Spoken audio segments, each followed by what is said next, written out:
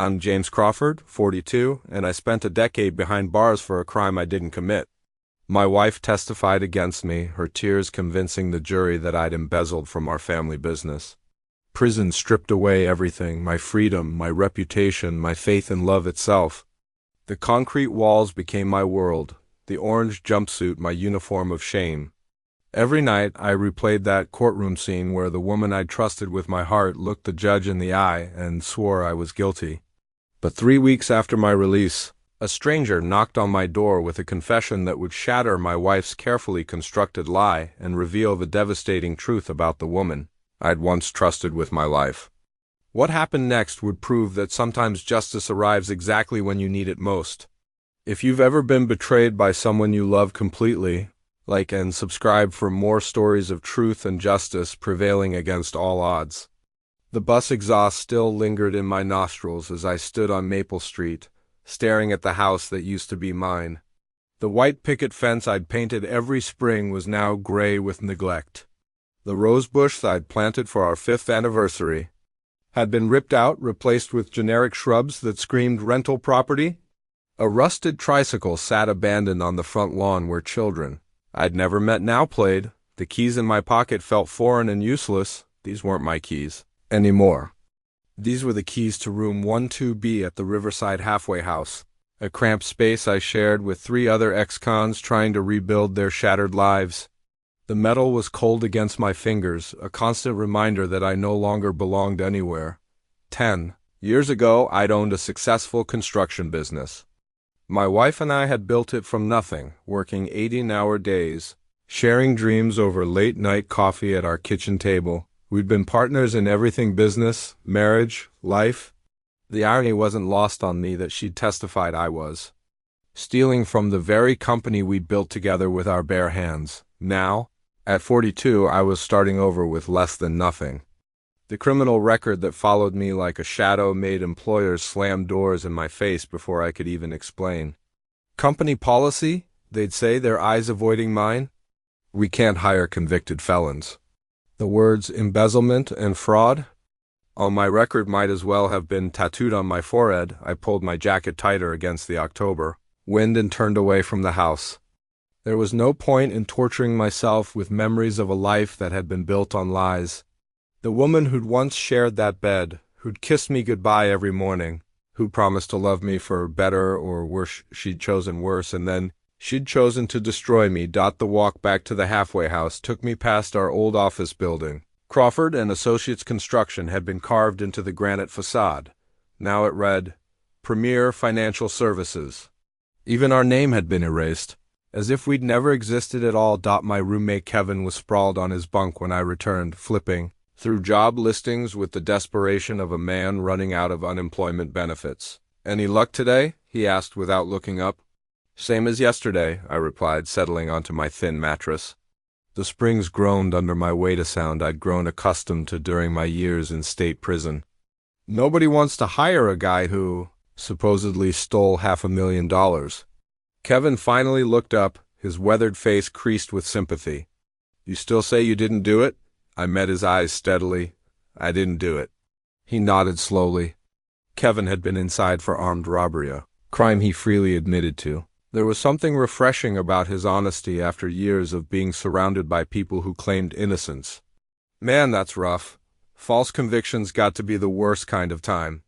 The worst part wasn't even the lost decade, though. Those years had aged me in ways that went beyond gray hair and lines around my eyes. The worst part was the betrayal, the knowledge that the person who'd shared my bed, my dreams, my bank account, had orchestrated my destruction with the cold precision of a surgeon removing a tumor dot as I lay in the dark that night. Listening to Kevin's snores and the distant sound of traffic, I wondered if this was how the rest of my life would unfold. Minimum wage jobs, if I was lucky. Suspicious glances from neighbors who Googled my name. The constant weight of being labeled a criminal by the very person who'd committed the crime. But somewhere in the darkness, a small flame of something, not hope exactly, but stubborn defiance, refused to be extinguished. The truth had a way of surfacing even after a decade buried under lies. I just had to be patient enough to wait for it. The courtroom had smelled like old wood and broken dreams. I can still recall every detail of that day, the way the fluorescent lights hummed overhead, casting harsh shadows across the faces of the jury. My attorney, a public defender named Hartwell, who looked fresh out of law school, shuffled his papers nervously while the prosecution painted me as a greedy man who'd betrayed his wife's trust. But it was my wife's testimony that sealed my fate. She'd taken the witness stand wearing a simple black dress, the same one she'd worn to her mother's funeral. Her hands trembled as she was sworn in, and when the prosecutor asked her to identify the defendant, she'd looked at me with such pain in her eyes that even I almost believed I'd heard her. "That's my husband," she'd whispered, her voice barely audible, James Crawford. The prosecutor, a sharp-eyed woman named Peterson, had walked her through the evidence with surgical precision. Bank statements showing withdrawals I couldn't explain. Invoices for work that was never completed. Signatures on checks that looked like mine but felt wrong somehow, like seeing your face in a funhouse mirror. "Mrs. Crawford, did you have any knowledge of these financial irregularities before they were discovered?" My wife, my beautiful, trusting wife, had shaken her head, tears streaming down her cheeks. No, I trusted James completely. He handled all the business finances. I never questioned anything because I believed in him." Her voice cracked on those last words, and I watched two female jurors reach for tissues. "And when did you first become aware of the missing funds? When the auditors came?" She pressed a tissue to her eyes. "They said over $500,000 was missing. At first, I thought it had to be a mistake. James would never—" She broke off, unable to continue. The prosecutor leaned in closer, her voice gentle but relentless.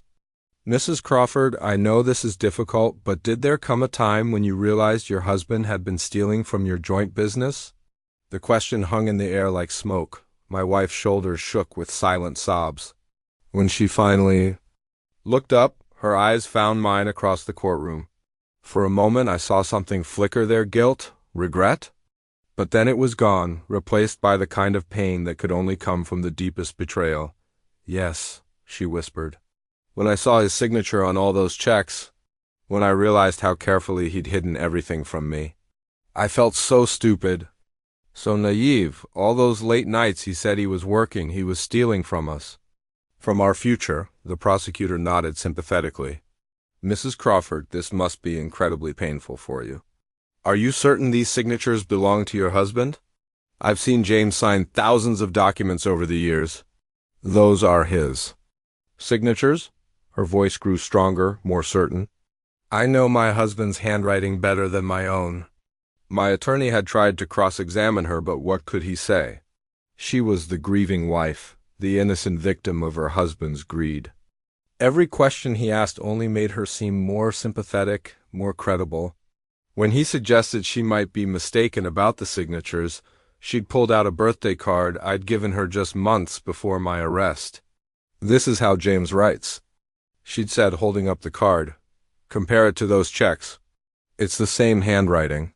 And it was. Somehow, impossibly, it was. The jury had deliberated for less than 4 hours. When they returned with their guilty verdict, I felt something inside me die. Not hope. I'd lost that during my wife's testimony. Something deeper, trust, faith in the fundamental order of things. As the bailiff placed handcuffs on my wrists, I turned to look at my wife one last time. She was crying again, her face buried in her hands. But through her fingers I caught a glimpse of her eyes. And in that split second, I saw something that would haunt me for the next 10 years, relief. "I trusted you with everything," I'd said, as they led me away. The words were meant for her, but she never looked up. She never met my eyes again. The judge had sentenced me to 10 to 15 years for embezzlement and fraud. As the gavel fell, sealing my fate, I heard my wife's soft sobs echoing through the courtroom. The sound followed me all the way to my cell, where it would replay in my dreams for years to come. Later, I would learn that she'd filed for divorce while I was still processing into the state penitentiary. The papers cited irreconcilable differences and requested that all marital assets be transferred to her name to protect them from further criminal liability. The judge had granted her request without hesitation, the business we'd built together, the house we'd called home, the savings account we'd planned to use for our children's college education, all of it became hers. I was left with nothing but an orange jumpsuit and the knowledge that the woman I'd loved more than life itself had looked a jury in the eye and sworn I was guilty of crimes I'd never committed. That was 10 years ago. 10 years of concrete walls and steel bars, of learning to sleep with one eye open and trust no one completely. 10 years of wondering how I could have been so blind, so completely fooled by the person who'd shared my bed and my dreams. But now, I was free, and the truth, whatever it was finally starting to surface. The letters started arriving 3 days after my sentencing. Cream-colored envelopes with my wife's careful handwriting, each one a small torture delivered by the prison mail system. I'd saved them all, bound together with a rubber band that had grown brittle with age. "My dearest James," the first one began, "I know you must hate me for what I had to do in that courtroom, but I want you to know that I still believe in your innocence. The evidence was overwhelming, and I had to tell the truth as I saw it, but in my heart, I know you're not capable of the things they accused you of." I'd read that letter so many times the creases had worn through the paper. In those early days, clinging to hope like a drowning man clutches driftwood, I'd convinced myself that she was playing some elaborate game, that her testimony had been coerced somehow.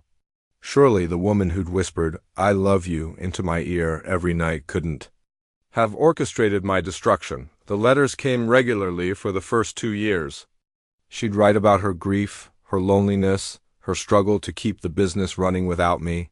She'd describe the seasons changing outside our bedroom window, the way the maple tree's leaves turned gold each October. She'd tell me about her therapy sessions, her attempts to understand how our marriage had gone so wrong. "Dr. Harrison says I have to accept that the man I married might have been different from the man I thought I knew," she wrote in year 2. But I refused to believe that. The James who held me when I cried, who surprised me with flowers just because it was Tuesday, that man was real. That man was good. I have to believe that whatever happened, you lost your way somehow. I have to believe you can find your way back.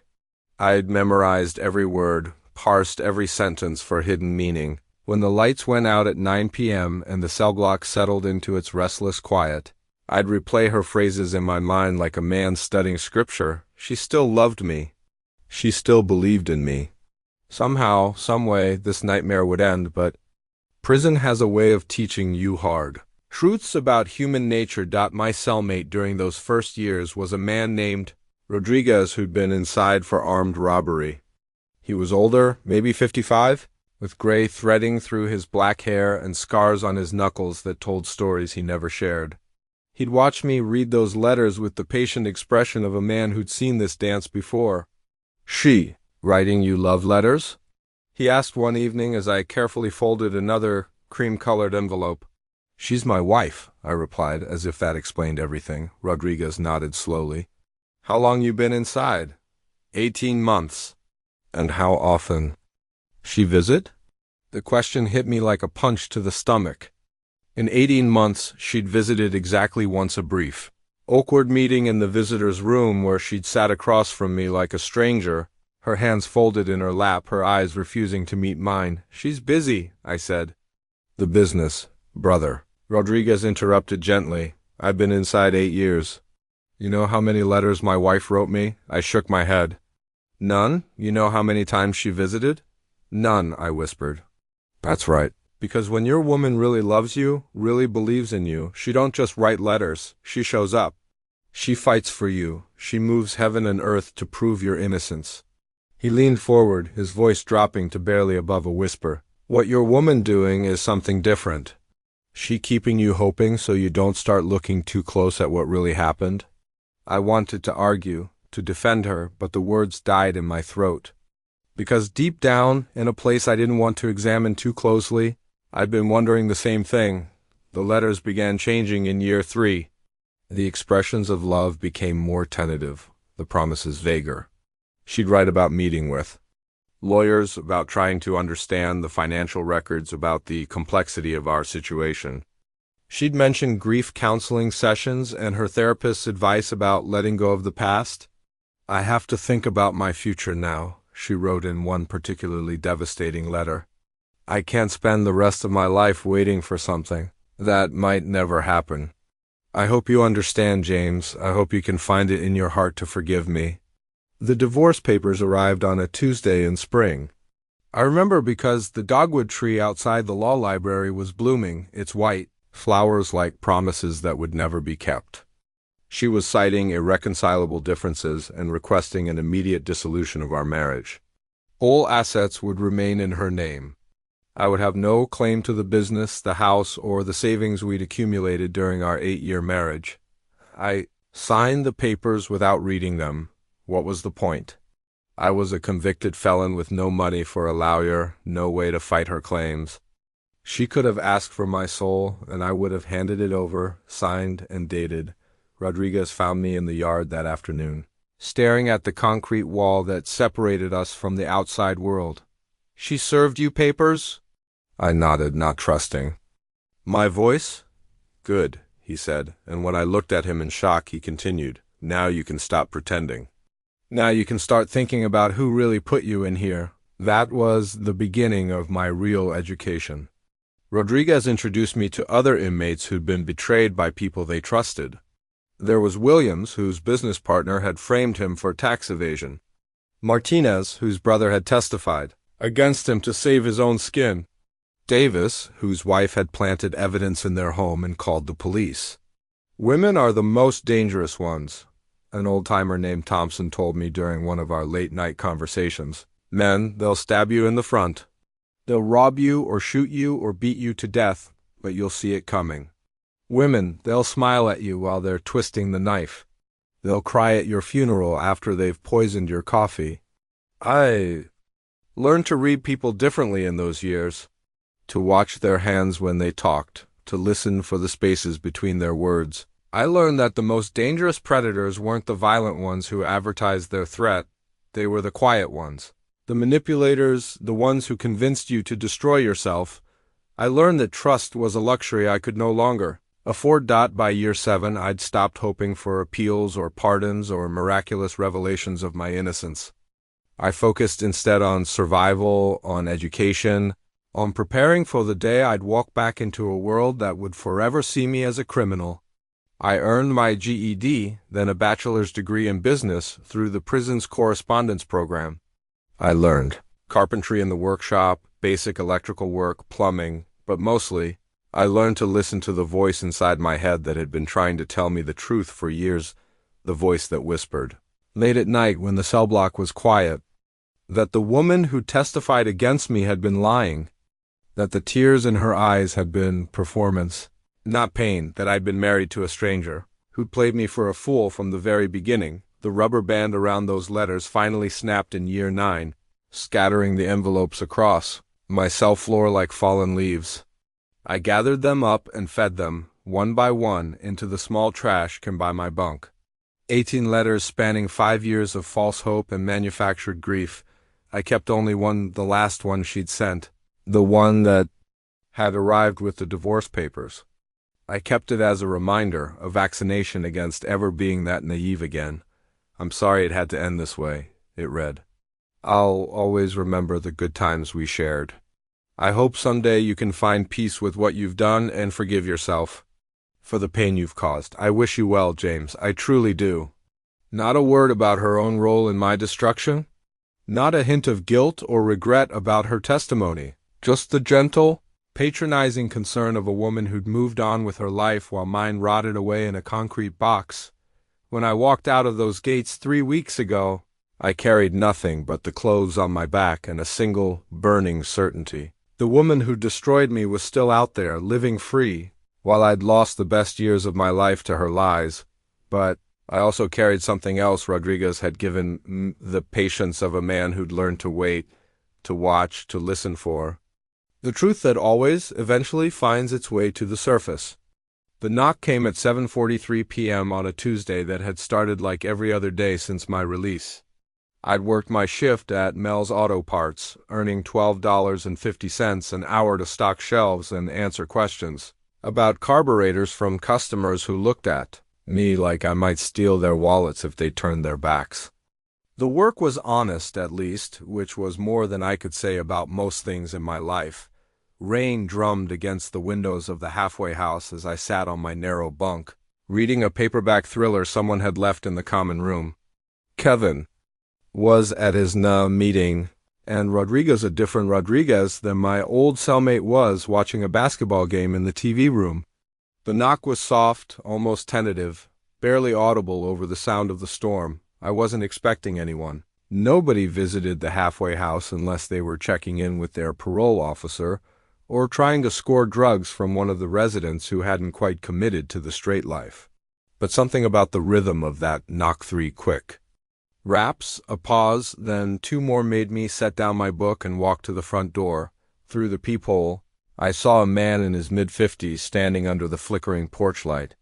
He was well dressed in a way that suggested money but not ostentation. A wool coat that looked expensive, leather shoes that had been resoled more than once, silver hair that had been cut by someone who knew what they were doing. He kept checking. Over his shoulder, his hands fidgeting with what looked like a manila envelope. I almost didn't open the door. 10 years in prison teaches you to be suspicious of unexpected visitors, especially ones who look nervous. But something about his posture, the way he hunched his shoulders against the rain, the defeated slope of his back reminded me of myself in those first months after my arrest.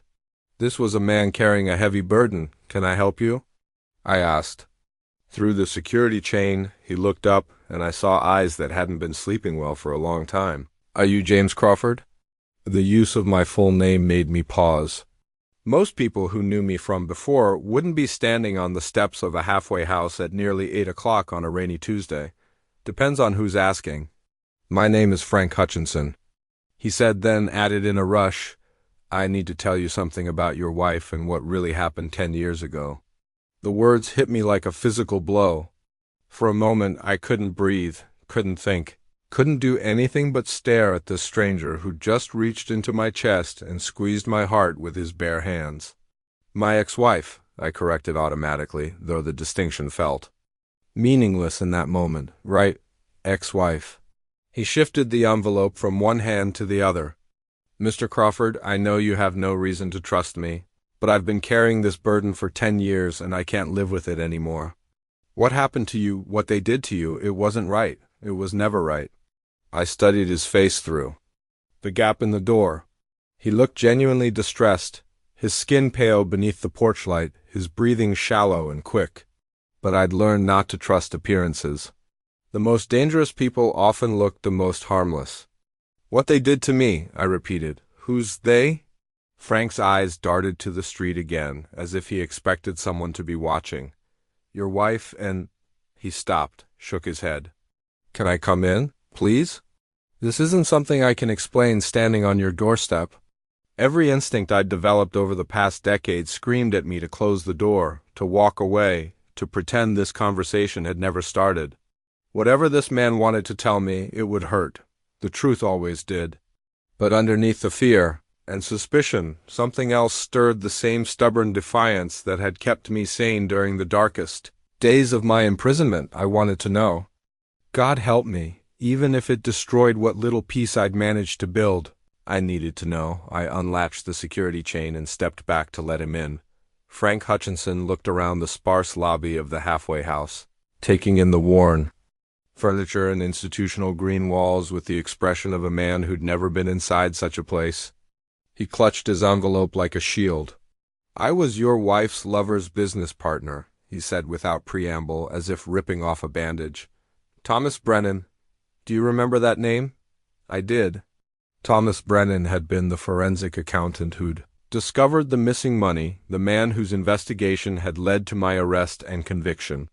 He testified at my trial about the sophisticated nature of the embezzlement scheme, the way the thief had covered his tracks with dummy invoices and forged signatures. "He testified against me," I said slowly. "He did more than that." Frank's voice was barely above a whisper. "He framed you." "They both did. Your wife and Thomas, they stole that money together, and then they made sure you'd take the fall for it." The room seemed to tilt sideways. I gripped the back of a chair to steady myself, my mind racing through the implications of what he'd just said. "That's impossible." The evidence was manufactured, forged, planted. Frank opened the envelope with shaking hands and pulled out a stack of documents. I have proof, Mr. Crawford, financial records, emails, recordings, everything you need to clear your name and put the real criminals behind bars. I stared at the papers in his hands, afraid to hope, afraid to believe. Why now? Why are you telling me this now?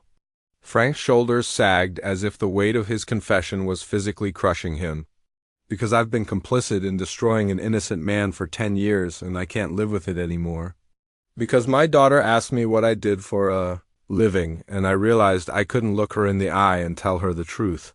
Because Thomas is planning to betray your ex-wife the same way they betrayed you, and I can't watch another life get destroyed by his lies. He held out the envelope to me, his hand trembling. I know you have no reason to trust me. I know I waited 10 years too long to come forward. But I have evidence that will prove your innocence and send the people who really committed those crimes to prison where they belong. I looked at the envelope, then at Frank's haggard face. This could be another trick, another betrayal in a life that had been built on them. But the alternative, continuing to live as a convicted felon, carrying the weight of crimes I'd never committed, was no life at all. I took the envelope. Mr. Crawford, Frank said as I hefted the weight of documents in my hands, I need you to understand something. What I'm about to tell you, it's going to hurt. It's going to change everything you thought you knew about your marriage, your wife, your entire life. Are you sure you want to hear this? I thought about the letters I'd burned, the visits that never came, the woman who'd looked me in the eye and sworn I was guilty of crimes that had apparently been committed by the man she was sleeping with. I thought about 10 years of concrete, walls and steel bars, of learning to sleep with one eye open, of being labeled a criminal by a world that would never fully trust me again. Tell me everything, I said. Frank spread the documents across the coffee table like a dealer laying out cards. Bank statements, ledger pages, email printouts, and what looked like financial reports, all bearing dates from 12 years ago, when my world still made sense and my wife still kissed me goodbye every morning. It started with Thomas conducting a routine audit of your construction business. Frank began, his fingers tracing the edge of a bank statement. Your wife had hired him to review your books for tax purposes. Standard procedure for a growing company. I recognized some of the document's monthly statements from our business account, invoices I'd signed, receipts for materials and labor, but others were foreign to me, bearing account numbers and transactions I'd never seen before. Thomas was brilliant with numbers, Frank continued, had a gift for seeing patterns, for understanding how money moved through complex systems, but he was also greedy and he was struggling. His own consulting business was failing, he was going through an expensive divorce, and he owed more than he could ever repay to some very dangerous people. Frank pulled out a photograph of surveillance. Shot of a man in his early 40s with thinning brown hair and wire-rimmed glasses. I recognized him from the trial, though he looked younger in this picture, less polished. When Thomas reviewed your books, he didn't just find legitimate business transactions. He found opportunity. Your wife had given him complete access to your financial records, your bank accounts, your signature specimens. She trusted him completely. And he betrayed that trust, I said, though something in Frank's expression told me the story was more complicated than simple betrayal. At first, yes. Thomas began siphoning money from your accounts using forged signatures and dummy invoices. Small amounts, initially $5,000 here, $10,000 there. Amounts that wouldn't be noticed immediately in a business with your cash flow. Frank pointed to a series of highlighted entries on the bank statements, but your wife did notice. The coffee table seemed to blur as I stared at the evidence of systematic theft. She caught him? She confronted him about irregularities in the books. Thomas thought his scheme was over, that he'd be exposed and prosecuted. He was desperate, cornered, ready to confess everything. Frank paused, his voice dropping to barely above a whisper. But your wife didn't report him to the police. Something cold settled in my stomach. What did she do? Frank pulled out a manila folder thick with papers. She made him a partner. They began working together, expanding the operation, stealing more systematically. Thomas would create false invoices for work that was never performed, forge your signature on checks made out to shell companies they'd established together. Your wife would approve the payments, handle the paperwork, make sure the money disappeared into accounts you'd never heard of. The documents painted a picture of methodical theft spanning nearly 2 years. Hundreds of thousands of dollars, stolen in increments carefully calculated to avoid triggering automatic bank alerts. False contracts for non-existent subcontractors. Invoices for materials that were never delivered. Equipment purchases that existed only on paper. But why? The question came out as barely more than a whisper. We were successful. The business was growing. We had everything we needed. Frank's expression softened with something that might have been pity. According to Thomas, your wife felt trapped. She said you were controlling, that you made all the financial decisions without consulting her. She claimed you treated her like an employee rather than a partner, despite her name being on the business license. I thought back to those years, trying to remember signs I might have missed had I been controlling. I'd always handled the finances because I enjoyed the analytical side of business, the puzzle of balancing cash flow and growth. But I'd consulted her on every major decision, included her in strategic planning sessions, made sure she understood every aspect of our operations, or had I? 10 years of imprisonment and the fog of betrayal made it hard to trust my own memories. She was having an affair with Thomas, I said. It wasn't a question. Yes, it began about 6 months after they started stealing together. According to the records I kept, Frank pulled out a leather portfolio. They used the stolen money to fund their relationship.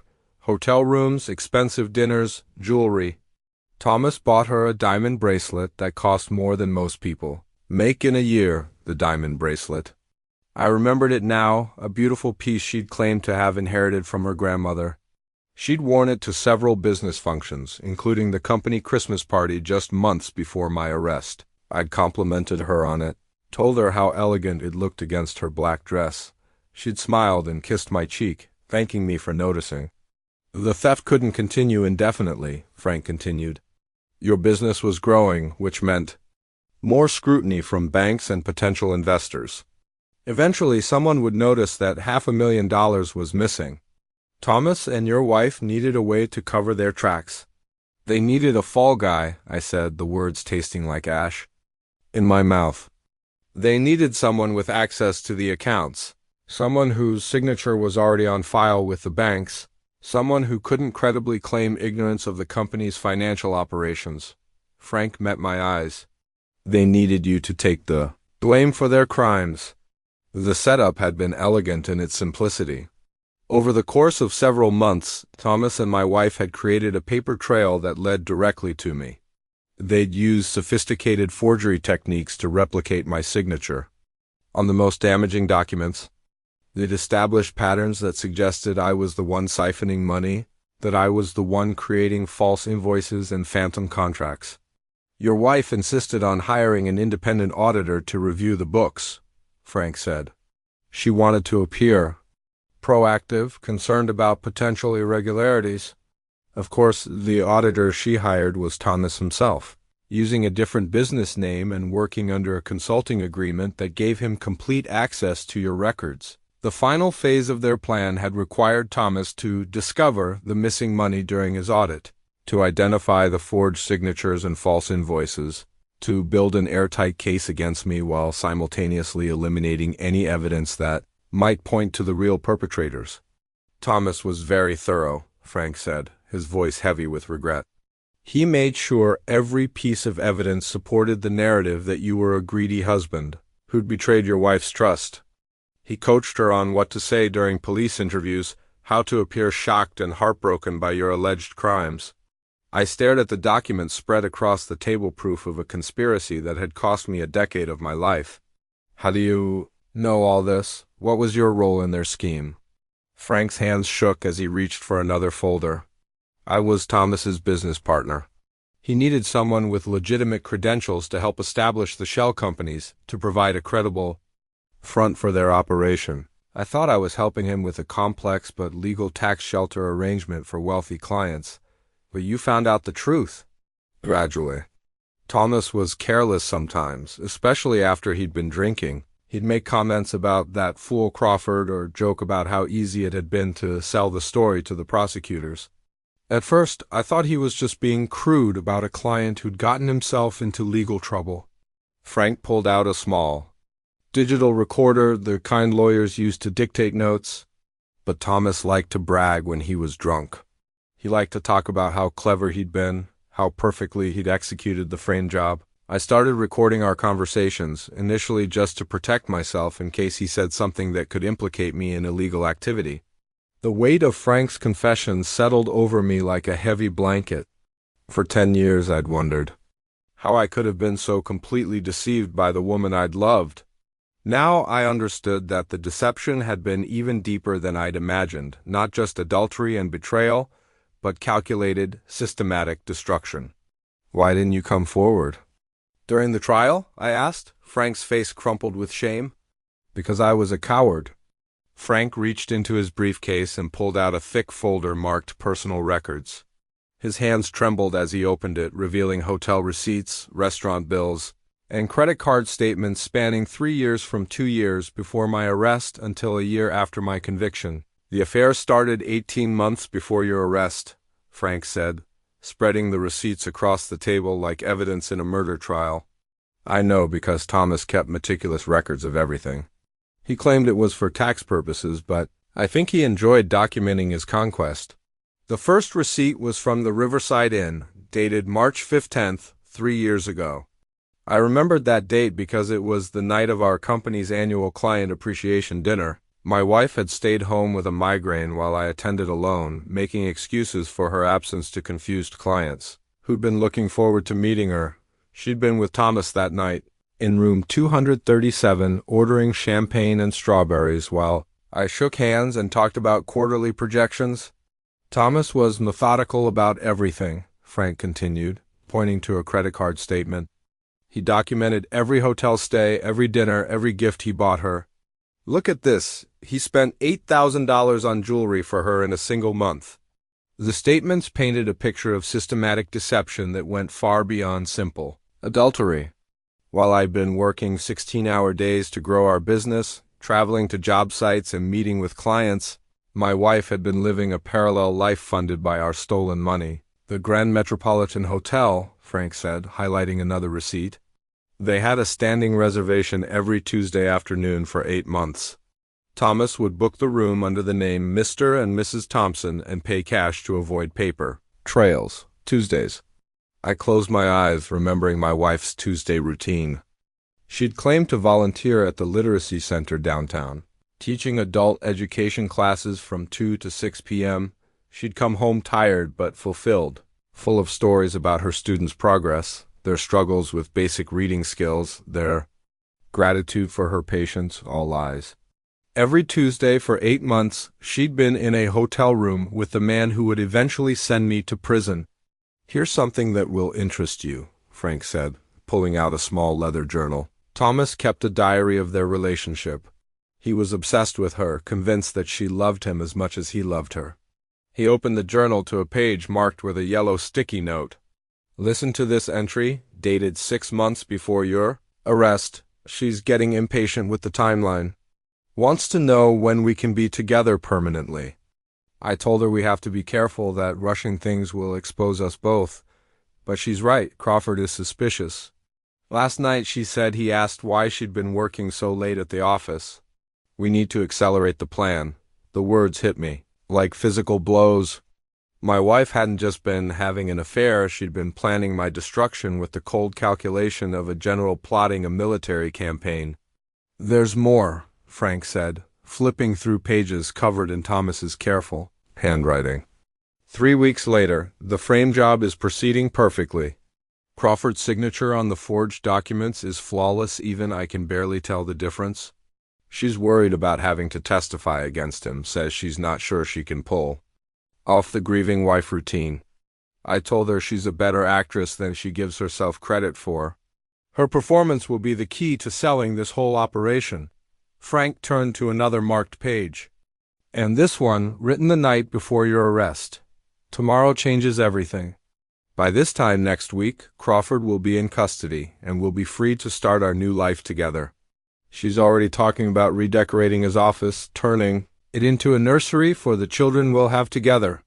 I've never loved anyone the way I love her. She's worth destroying an innocent man for. The room spun around me, a nursery. They'd been planning to have children together, to build a family, on the foundation of my destroyed life. The woman who'd refused to have children with me during our 8-year marriage had been dreaming of babies with the man who'd stolen my freedom. The most damning evidence, Frank continued, are the recordings. He pulled out a small digital device older than the smartphone that had become ubiquitous since my imprisonment. Thomas recorded some of their conversations, usually when they were planning the next phase of their operation. He claimed it was for security purposes to make sure they both remembered the details correctly. Frank pressed play. The audio quality was poor, but I could make out 2 voices, one male, one unmistakably my wife's. "Are you sure this will work?" Her voice, younger sounding than I remembered, tight with anxiety. "Trust me, I've done this before." Thomas's voice was confident, almost amused. "The key is creating a narrative that explains all the evidence. James has access to the accounts, he signs all the checks, he makes the financial decisions. When the money goes missing, who else could be responsible? But what if he hires a good lawyer? What if someone questions the signatures? That's why we're being so careful with the forgeries. I've studied his handwriting for months, practiced until I can replicate it perfectly. Even you won't be able to tell the difference." A pause, then my wife's voice again. "What about afterwards, when he's convicted?" "We wait a reasonable amount of time, then get married. You're the grieving widow whose husband betrayed her trust. I'm the forensic accountant who helped expose his crimes. We'll be seen as victims finding comfort in each other." The recording continued for several more minutes, detailing their plans with the casual precision of people planning a vacation. They discussed which bank accounts to target, how to time the thefts to avoid detection, even how my wife should behave during police interviews to appear shocked and heartbroken. "There are dozens of these recordings," Frank said, ejecting the device. "Hours of conversations where they plan your destruction like it's a business merger." Frank pulled out another set of documents, phone records showing hundreds of calls between my wife and Thomas during the months leading up to my arrest. Text messages planning their meetings, expressing their love for each other, celebrating each successful theft. One message, sent from my wife's phone to Thomas 3 days after my conviction, read, "It's over. He's gone. We're finally free to be together. I love you more than I ever thought possible." Thomas's reply, "You were magnificent in that courtroom. Even I believed you were heartbroken. You should have been an actress." My wife's response, "I was acting. The only thing that broke my heart was having to wait so long to be with you." The evidence spread across the coffee table told the story of a love affair built on theft and betrayal, funded by my stolen money and celebrated with my destroyed life. Every hotel receipt, every restaurant bill, every piece of jewelry had been purchased with funds they'd systematically embezzled from the business I'd spent years building. "How long did the affair continue after my conviction?" I asked, though I wasn't sure I wanted to know the answer. Frank consulted another folder. "According to Thomas's records, they were together for about 18 months after your trial. They moved in together, combined their finances, even talked about buying a house with the money they'd stolen." "Talked about?" Frank's expression darkened. "That's when things started falling apart. Thomas was paranoid about getting caught, convinced that someone would eventually question the evidence against you. He wanted to liquidate everything and disappear, maybe move to a country without extradition treaties. But she didn't want to leave. She'd built a life here. The business was thriving under her sole ownership. She had social connections, a reputation in the community." Thomas's paranoia made her nervous. She started questioning whether they'd made the right choice, whether the risk had been worth the reward. Frank pulled out one final document, a hotel receipt from the Riverside Inn, the same hotel where their affair had begun. But this one was dated only 6 months after my conviction. "This was their last night together," Frank said. Thomas had booked the room to celebrate what he called their freedom, but according to his journal, she broke up with him that night. Told him she needed space, needed time to figure out what she really wanted.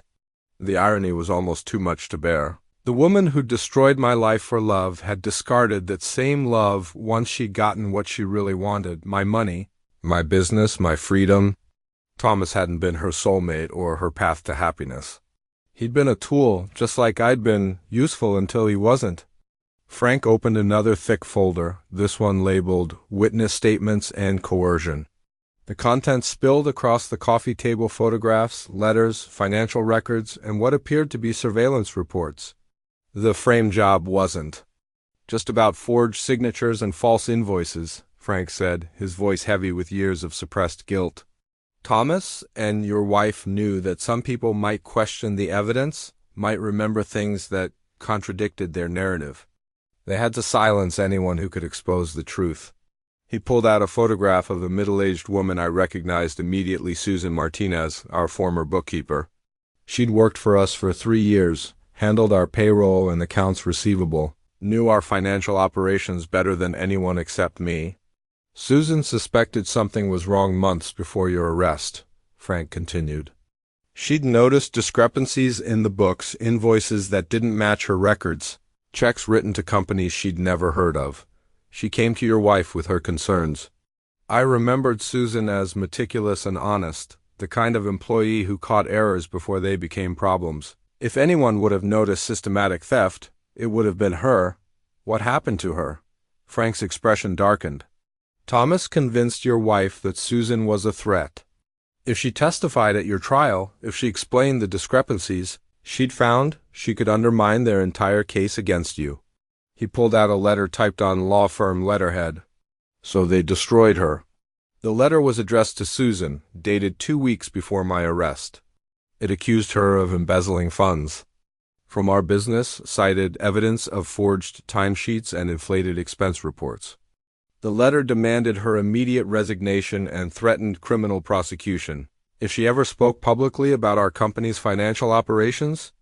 The evidence against Susan was fabricated, just like the evidence against you, Frank said. But she was a single mother with 2 young children, no money for legal representation. She couldn't risk a criminal trial even if she was innocent. I thought about Susan's abrupt departure, how she'd cleaned out her desk one Friday evening and never returned. My wife had told me Susan had found a better position elsewhere, that she'd left on good terms. I'd been hurt that Susan hadn't said goodbye personally, but I'd been too busy managing the business to investigate further. Susan wasn't the only one they silenced, Frank continued, pulling out more photographs. Your foreman, Mike Donovan. Your material supplier, the Jacobson brothers, anyone who might have testified on your behalf. Anyone who could have contradicted their version of events. The photographs showed these men at various locations, Mike outside his apartment, the Jacobson brothers at their warehouse, all taken with telephoto lenses from a distance. Surveillance photos, I realized. Someone had been watching them. Thomas hired a private investigator to gather leverage on potential witnesses, Frank explained. Mike had a gambling problem he'd been hiding from his wife. The Jacobsons had some tax issues with their business. Nothing serious, but enough to cause problems if it became public knowledge. Frank spread out copies of threatening letters, each one carefully crafted to exploit the recipient's vulnerabilities. Mike's letter referenced his gambling debts and suggested that testifying on my behalf would result in his wife learning about his problem. The Jacobsons received a letter implying that their tax situation would be reported to the IRS if they interfered with my prosecution. They didn't have to threaten everyone, Frank said. Most people don't want to get involved in criminal cases anyway, but the ones who might have helped you, the ones who knew you well enough to vouch for your character, they were systematically intimidated into silence. The scope of the conspiracy was breathtaking. This hadn't been a crime of passion or opportunity, had been a carefully orchestrated campaign designed to isolate me, discredit me, and ensure my conviction. What about my lawyer? I asked. Hartwell. He seemed competent, but he never pursued these angles. Frank pulled out another folder. Thomas made sure you got a lawyer who wouldn't look too closely at the evidence. Hartwell was competent enough to appear legitimate, but he was also overwhelmed and underfunded. Thomas anonymously provided the prosecutor's office with additional evidence just before the trial, ensuring that Hartwell wouldn't have time to investigate thoroughly. I remembered Hartwell's last-minute panic, how he'd seemed unprepared for the prosecution's presentation, how he'd kept apologizing for not having enough time to build a stronger defense. I'd assumed it was incompetence, but it had been sabotage. "There's something else," Frank said, hesitating. "Something that will be particularly painful for you to hear." I braced myself.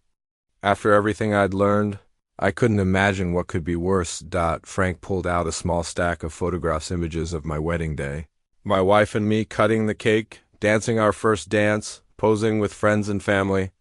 But these weren't our wedding photos. They'd been taken from a distance with a telephoto lens, like surveillance shots. Thomas was watching her long before they met officially, Frank said quietly. He'd been researching successful local businesses, looking for opportunities. He identified your company as a target months before your wife hired him for the audit. The implications hit me like a physical blow. He targeted her specifically. He studied both of you for weeks. Your routines, your relationship, your business practices. He knew exactly how to approach her, what vulnerabilities to exploit, how to make himself indispensable to your operation. Frank opened the final folder in his collection, a psychological profile of my wife, apparently compiled by the same private investigator who'd taken the surveillance photos. The document detailed her frustrations with our marriage, her desire for more control over the business, her resentment of what she perceived as my dominance in financial decisions. Thomas knew exactly what to say to turn her against you, Frank continued. He positioned himself as the understanding confidant, who recognized her value, who saw her as an equal partner rather than a subordinate. He convinced her that you were holding her back, that she deserved better. The manipulation had been masterful. Thomas had identified my wife's insecurities and exploited them with surgical precision. He'd made her feel valued and appreciated, while simultaneously undermining her trust in me. He'd presented adultery as liberation and theft as justice. The most damaging part, Frank said, pulling out a transcript of a recorded conversation, is that she became a true believer in his narrative. By the time they started stealing, she genuinely believed she was taking what was rightfully hers. The transcript showed a conversation between my wife and Thomas 6 months before my arrest. "I'd built this business as much as he did." My wife's voice filled with righteous anger. "I worked just as hard, sacrificed just as much. Why should he control everything just because he handles the books?" "You're absolutely right," Thomas's response, supportive and understanding. "You deserve equal say in how your money is spent, equal access to the wealth you've helped create." "Sometimes I feel like I'm just his employee, not his partner." "That's exactly how he wants you to feel. Men like James need to maintain control, need to keep their wives dependent and grateful. But you're stronger than that, smarter than that. You don't have to accept his limitations." The conversation continued for pages. Thomas systematically dismantling my wife's trust while positioning himself as her advocate and eventual savior. He turned her legitimate frustrations into justifications for betrayal, her desire for partnership into motivation for theft. "She convinced herself that stealing from you was actually justice," Frank said. "That framing you for her crimes was somehow evening the score for years of perceived slights and dismissals."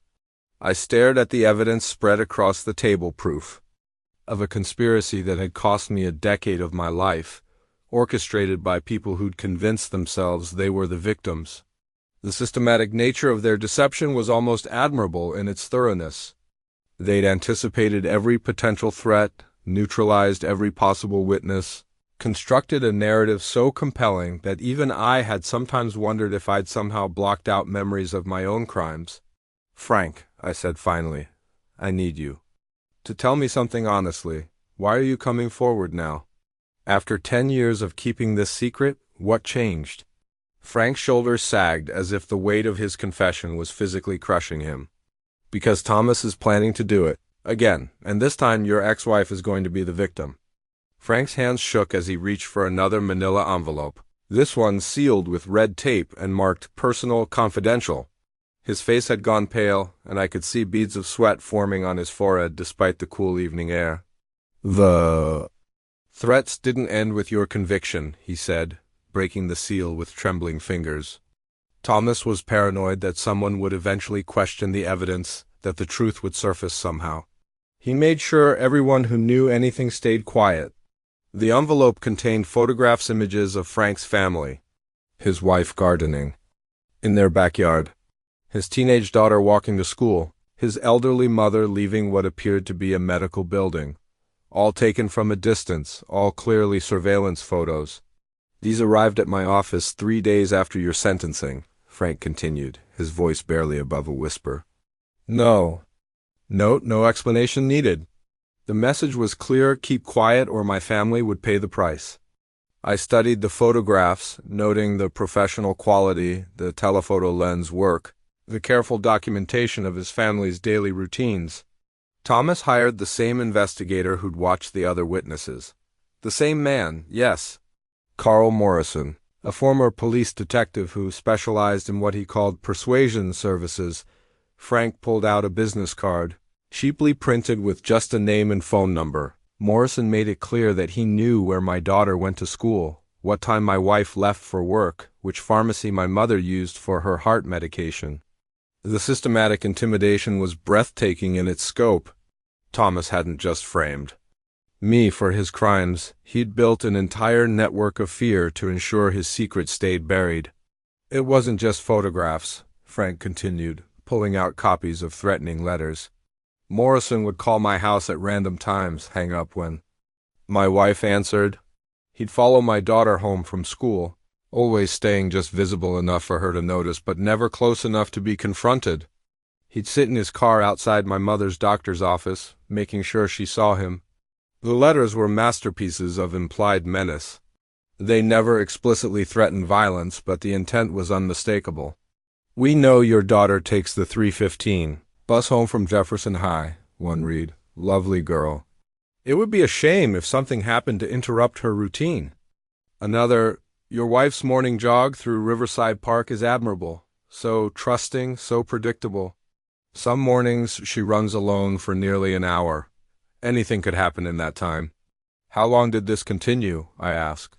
10 years, Frank said, his voice breaking. 10 years of looking over my shoulder, of jumping every time the phone rang, of lying awake at night wondering if my family was safe. Do you know what that does to a person? What it does to a marriage? Frank pulled out a photograph of himself. From a decade ago, a confident-looking man in his 40s with a ready smile and clear eyes. The contrast with the haunted figure sitting across from me was stark. Prison had aged me, but guilt and fear had destroyed Frank just as thoroughly. My wife started having panic attacks, he continued. She'd see a strange car on our street and become convinced someone was watching us. She wanted to call the police, but how could I explain without implicating myself in your framed job? He showed me medical records, prescriptions for anxiety, medication, therapy sessions for paranoia and depression, all dating from just after my conviction. His wife had been institutionalized briefly 2 years ago, unable to cope with the constant stress of feeling hunted. My daughter grew up thinking the world was dangerous, that strangers were threats, that we had enemies we couldn't name or confront. She's 22 now, and she still checks locks 3 times before going to sleep. The human cost of Thomas's conspiracy extended far beyond my own imprisonment. He'd created a web of fear and silence that had trapped innocent people for a decade, turning them into unwilling accomplices through terror. What finally made you decide to come forward? I asked, Frank's face crumpled with fresh pain. My daughter asked me a question I couldn't answer anymore. He pulled out a photograph of a young woman in graduation regalia, cap and gown. Bright smile, the kind of confident expression that comes from a life of achievement and promise. She looked like Frank, but with her mother's gentler features. Sarah graduated from law school last month, Frank said, his voice filled with pride and anguish. She's always wanted to be a prosecutor, to put criminals behind bars and protect innocent people. At her graduation party, she asked me about my work, about the cases I'd been involved in over the years.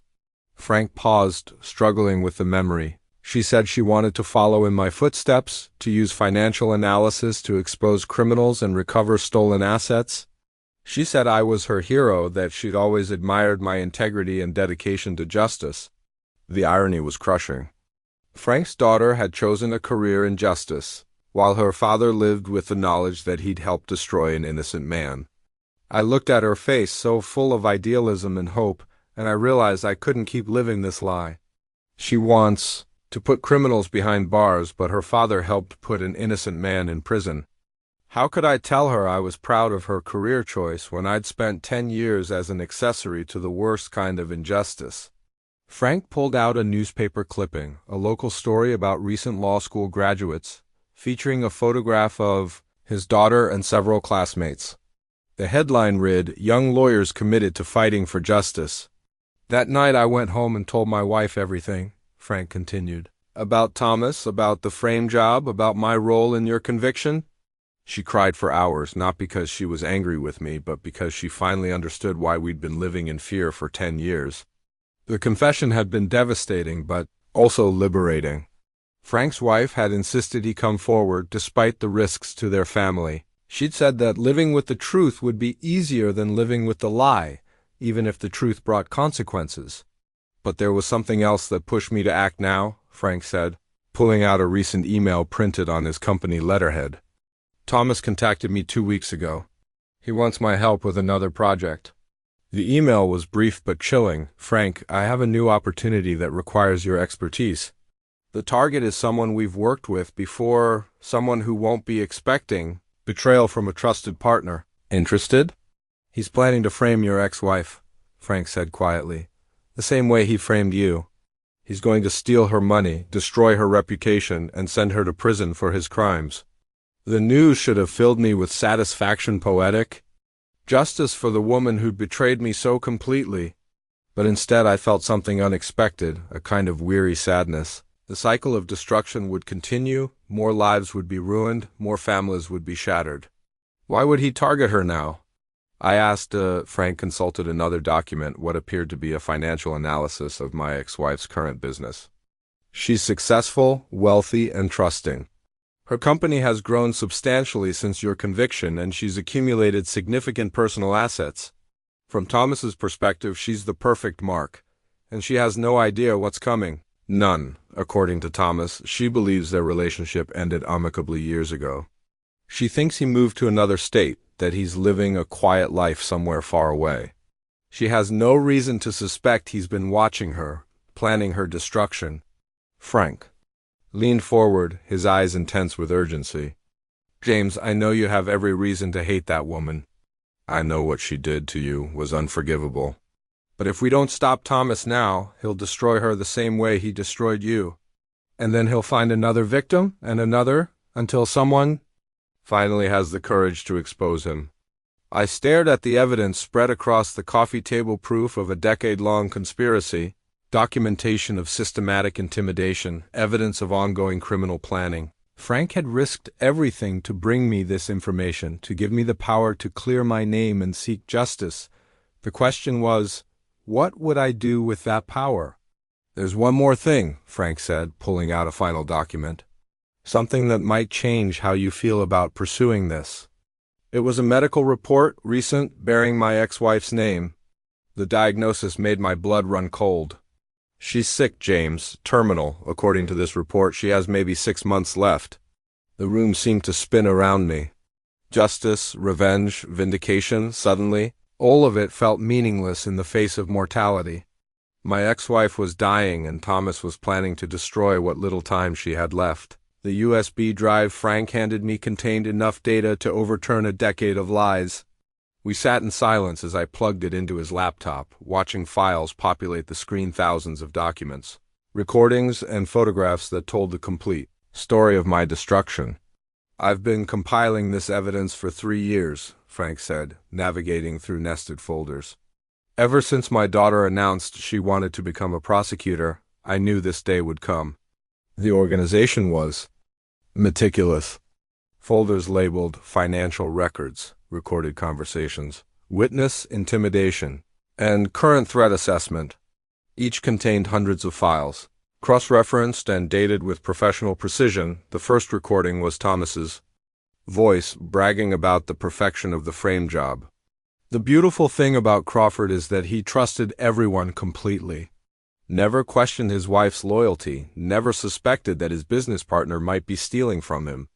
Frank opened another folder containing digital copies of the forged documents that had convicted me, but these showed Thomas's progression as he perfected his forgery technique, practicing my signature until even handwriting experts couldn't tell the difference. The USB drive also contained video footage from Frank's office building security cameras, showing my wife and Thomas entering and leaving during their planning sessions dozens of times. In one clip, they could be seen practicing my wife's testimony, Thomas coaching her on how to appear shocked and heartbroken. The most important evidence shows the money trail, Frank said, opening banking records. Every dollar they stole, every account they used, every transaction that funded their affair. The financial records painted a picture of systematic theft spanning 18 months. Thomas had created shell companies with official-looking names that received hundreds of thousands of dollars for work that was never performed, but the most chilling discovery was a folder labeled Current Operations, recent documents showing Thomas's surveillance of my ex-wife and his plans for her destruction. He's been watching her for 6 months, Frank said, opening photographs that showed my ex-wife at various locations around the city. He's already begun the preliminary stages, using the same techniques he used against you. The final document was a timeline labeled Project Closure, outlining Thomas's plan to frame my ex-wife over the next 4 months, ending with her arrest and conviction. Frank pulled out a business card. I've been in contact with Patricia Walsh, a lawyer who specializes in wrongful conviction cases. She's agreed to review our evidence. What's our next step? I asked. We take this evidence to Patricia Walsh and begin the process of exposing the truth, Frank replied. 10 years late, but not too late to matter. I thought about the medical report Frank had shown me, the terminal diagnosis that gave my ex-wife perhaps 4 months to live. Justice and revenge suddenly seemed less important than preventing another innocent person from spending their final days in prison for crimes they didn't commit. We move forward, I said firmly. Whatever it costs, whatever it reveals, we stop Thomas before he destroys another life. Frank nodded, closing the laptop with a decisive snap. Then tomorrow we take this evidence to Patricia Walsh and begin the process of exposing the truth. As Frank packed the USB drive and documents back into his briefcase, I felt something I hadn't experienced since before my arrest. Hope. Not just for my own vindication, but for the possibility that justice, delayed as it was, might finally prevail over the lies that had shaped the last decade of my life. Patricia Walsh's office occupied the top floor of a converted warehouse, all exposed brick and floor-to-ceiling windows. She was younger than I'd expected, maybe 40, with sharp eyes and prematurely gray hair. Mr. Crawford, she said, rising from behind a desk covered with case files. Frank has told me your story. It's one of the most comprehensive frame jobs I've encountered in 20 years of criminal defense work. After reviewing Frank's evidence for 3 hours, Patricia was convinced we had grounds for both exoneration and criminal prosecution, but she needed me to understand what we were up against.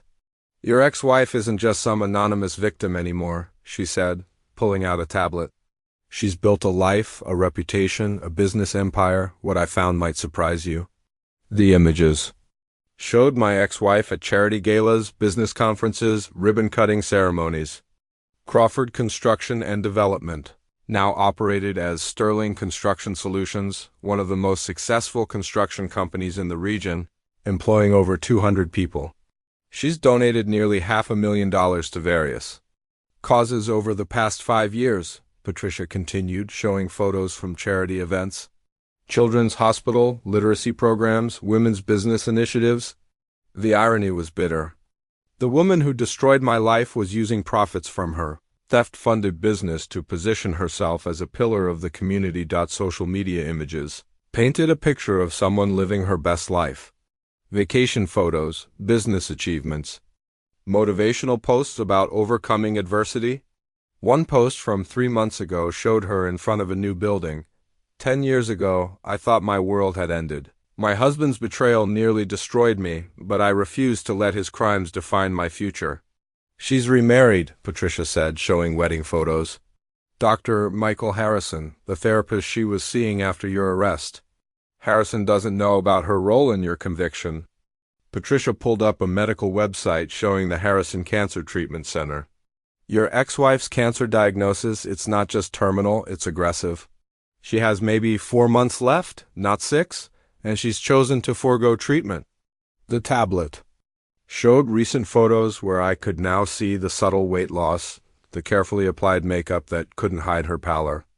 She's planning to leave everything to charity, Patricia continued. The business, her personal assets, her house. She's established a foundation providing college scholarships for children from low-income families. Even in death, my ex-wife would be remembered as a generous woman who'd overcome personal tragedy. The foundation, funded by stolen money, would ensure her positive legacy outlived her by decades. Knowing all this, I said finally, do you still think we should proceed? Patricia looked at me directly. The evidence doesn't just prove your innocence, it documents a criminal conspiracy operating for over a decade. Thomas has intimidated witnesses, destroyed lives, and he's preparing to do it again. The fact that one of his previous victims is dying doesn't change our obligation to stop him. What do you recommend? We give her the chance to do the right thing voluntarily. We approach her with the evidence, explain what Thomas is planning, and offer her the opportunity to confess before we take it to authorities. And if she refuses, then we proceed with full exposure regardless of consequences, because allowing Thomas to continue would make us complicit in whatever he does next. Patricia's legal strategy was laid out across her conference table like a battle plan. She'd spent 48 hours analyzing Frank's evidence, and her conclusions were both encouraging and sobering. The good news is we have overwhelming proof of your innocence, she said. The bad news is some charges against Thomas may be outside the statute of limitations. She handed me a legal memo outlining various charges we could pursue. Fraud, conspiracy, perjury, witness intimidation, many, marked with asterisks indicating potential complications. What about my ex-wife? I asked. What charges would she face? Conspiracy to commit fraud, perjury, accessory to embezzlement. She could face 5 to 10 years, potentially a life sentence given her condition. Patricia pulled out a draft letter, typed on her firm's letterhead. We contact her directly, request a private meeting, and present the evidence. We explain what Thomas is planning and offer her the opportunity to come clean voluntarily. The letter was formal but compassionate, acknowledging her terminal illness while making clear the seriousness of the situation. What if she refuses? Frank asked. Then we proceed without her cooperation. We file a motion to overturn James's conviction while requesting investigation of Thomas for ongoing criminal activity. Frank leaned forward, troubled. Thomas has spent years building a network of intimidation. If he realizes we're moving against him, he might accelerate his timeline or take more direct action to silence us. Patricia nodded grimly. That's why. Timing is crucial. We approach your ex-wife first, secure her cooperation, then move immediately to law enforcement. She pulled out copies of Thomas's surveillance photos of my ex-wife. He's been documenting her schedule for months. If we alert him before law enforcement can act, he might decide eliminating witnesses is preferable to risking exposure. How do we protect her? Patricia had contacts in law enforcement detective Sarah Kim, who specialized in complex fraud cases. Once we have your ex-wife's cooperation, we'll arrange for police protection while the investigation proceeds. There's one more thing, Patricia said, her expression growing serious. Your role in the confrontation. This meeting will be emotionally devastating for both of you. She confront the scope of her betrayal while you'll face the woman who destroyed your life and ask for her help. I can handle it, I said. Can you? Can you sit with the woman who cost you 10 years and focus on stopping Thomas? Can you set aside personal revenge in service of preventing future crimes? I'll do whatever it takes to stop Thomas, I said finally. Whatever my feelings about my ex-wife, I won't let another innocent person suffer the way I did. Patricia nodded, satisfied. Then we move forward. Frank will contact your ex-wife today, requesting an urgent meeting about business security. We'll meet tomorrow evening at my office neutral territory where we can ensure privacy and safety. As, we prepared to leave, Frank pulled me aside. Are you sure you're ready? Seeing her again, hearing her voice, it's going to be harder than you think. I thought about the past 10 years, the concrete walls and steel bars, the woman who'd once whispered, "I love you," in my ear every night, who'd stood in a courtroom and sworn I was a criminal. I'm ready, I said. It's time for the truth to come out, whatever the cost. The reservation confirmation from Giuliano's arrived at 3 p.m. Table for two, Thursday evening, 7:30 p.m. The restaurant had been our place once where we'd celebrated contracts, where I'd proposed, where we'd planned the future that would destroy. U.S. both. Frank had made the initial contact, calling her office with a carefully scripted message about urgent security concerns. He'd identified himself as a forensic accountant who'd uncovered evidence of potential crimes targeting her company. She agreed to meet, Frank reported, but she sounded suspicious and she's bringing her lawyer. Patricia had expected this. Actually, having her lawyer present might work in our favor. It will lend credibility to our evidence. Now, preparing for the most important conversation of my life, I tried to focus on our objective despite the emotional weight of the confrontation. At 6 p.m., I dressed in the only decent clothes I owned, a suit Frank had bought me. The taxi ride to Giuliano's took 12 minutes. I reviewed my notes one final time, then tucked them away. Whatever happened tonight, I needed to be present for it completely. Giuliano's hadn't changed much. The same. Warm lighting, burgundy leather banquettes, photographs of old Sicily. The hostess led me to a corner booth that offered privacy and clear sightlines. Frank was positioned at the bar, nursing a club soda while reading a newspaper. Detective Kim was somewhere in the restaurant as well, though Patricia hadn't told me her exact location. At 7:25. She walked through the front door. 10 years had changed her, but not as I'd expected. She was thinner, more elegant, her hair now a sophisticated silver blonde. She wore a designer black dress paired with expensive jewelry. She looked successful, confident, like someone who'd built something meaningful from ashes, but I could see the illness, the subtle pallor beneath makeup, the careful precision in her movements, the slight tremor in her hands. She was accompanied by a man in his 50s, clearly her lawyer from his expensive suit and briefcase. He scanned the restaurant with practiced caution before following her. To our table, I stood as they approached. She stopped 3 feet away, close enough to see my face clearly but far enough to maintain distance. "Hello, James," she said, her voice steady but carrying undertones I couldn't identify. "You look different." "Prison will do that," I replied, gesturing for them to sit. "Thank you for coming." Her lawyer introduced himself as Robert Chun, specializing in corporate and criminal defense. "If this conversation becomes accusatory or threatening, we'll leave immediately." "That's not my intention," I said. My ex-wife studied my face with an unreadable expression. Finally, she spoke. "The man who called, Frank Hutchinson, said there were crimes being planned against my company. He claimed to have evidence of an active conspiracy."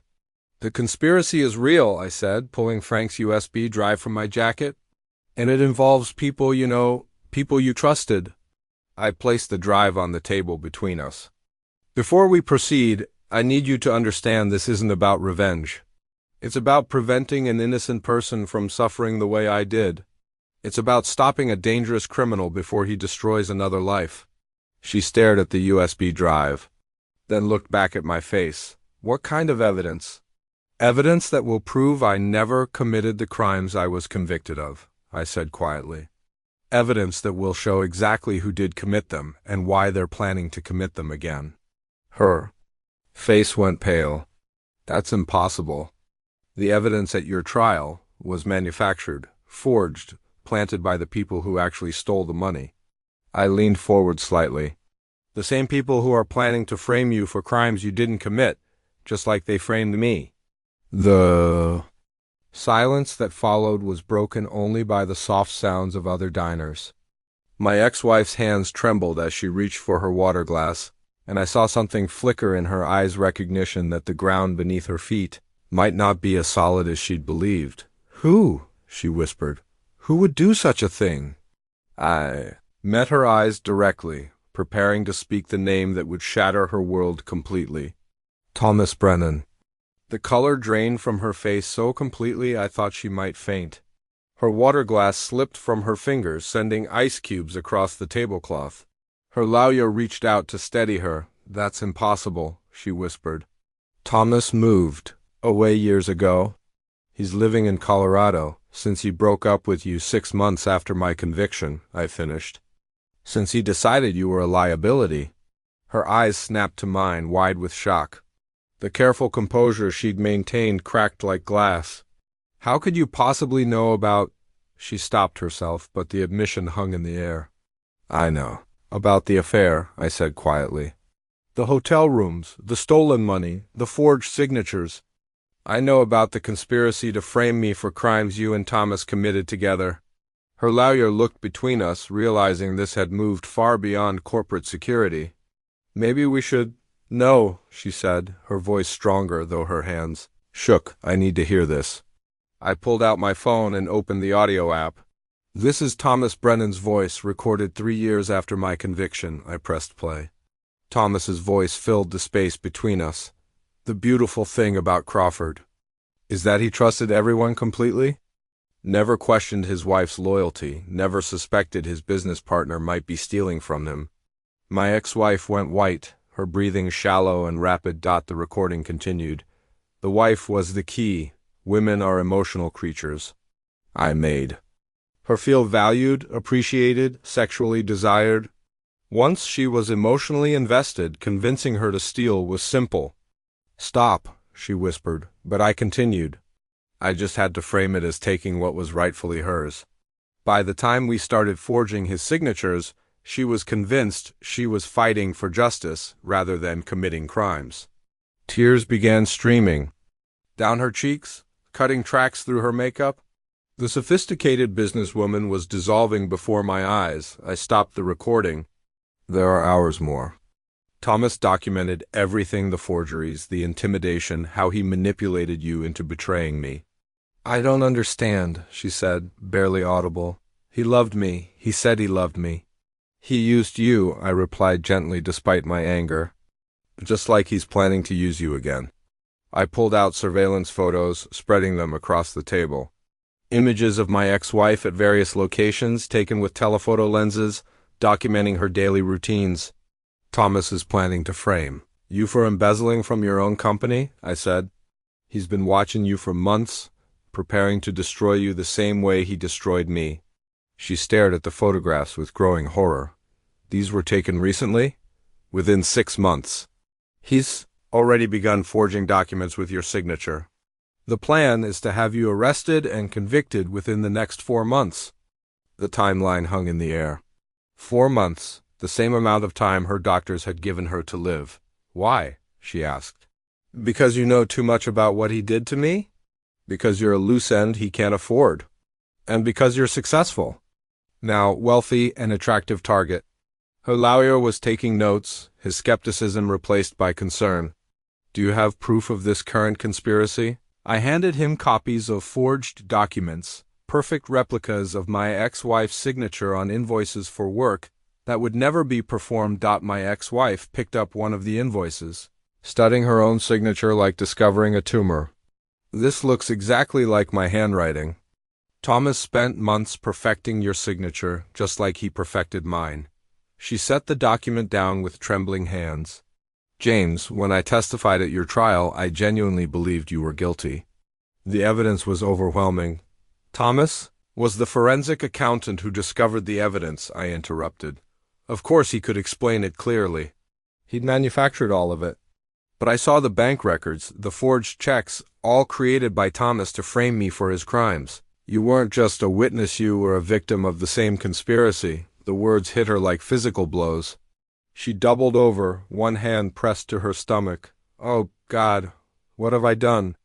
I spent the next hour walking her through Frank's evidence. With each revelation, I watched her world collapse piece by piece.